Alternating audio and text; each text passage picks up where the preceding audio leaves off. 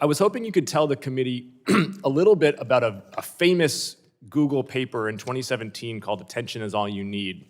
Now, you were no longer executive chairman at that point, but you had been stewarding the company for the 15 years before that, and I'm sure is well aware of how that publication came to be. Can you give us like a minute backstory? I was, in fact, still executive chairman. And the interesting thing about that paper is when it came out, I didn't even notice it.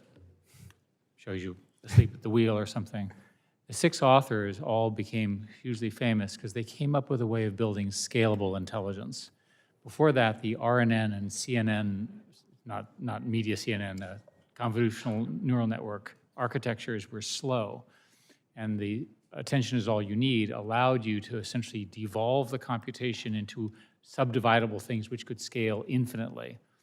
The transformer paper, and the T in GPT is transformer, is the underlying architecture that has enabled this explosion. Well, I was doing some research about what's been called the Transformer 8, the 8 authors of that publication, and they're almost like the PayPal mafia of AI. I mean, what they've gone on to do is remarkable. Here's what else is remarkable. Of those 8, 7 are immigrants.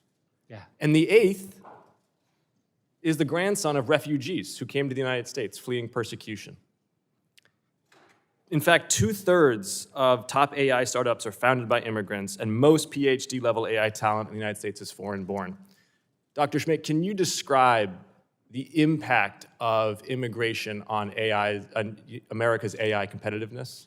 I was in a conversation last week in London where people were talking about people leaving the United States AI companies to move to London because they couldn't work here anymore. That is insane. It's so counter to American national security, it's like crazy. From my perspective, the most important thing America can do is look for high skills immigration.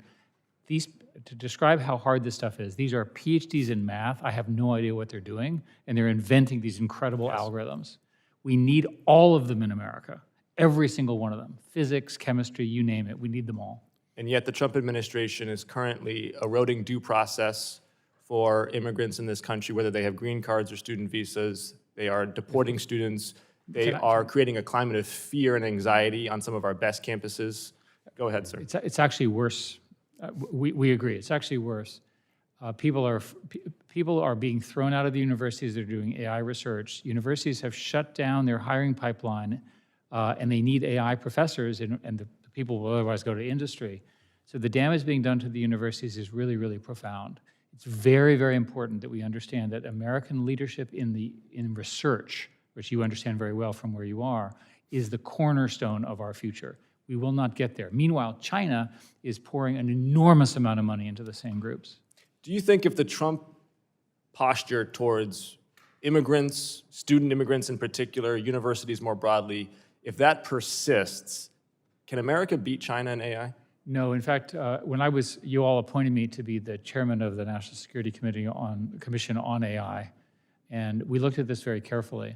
What was interesting is that Chinese-born contributors were often part of the key papers. They were not the lead author, but they were part of it.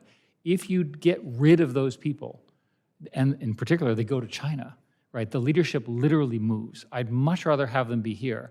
And people say, well, they're criminals. They're not criminals. They want to be in the United States. If they are criminals, arrest them. They're Americans by choice.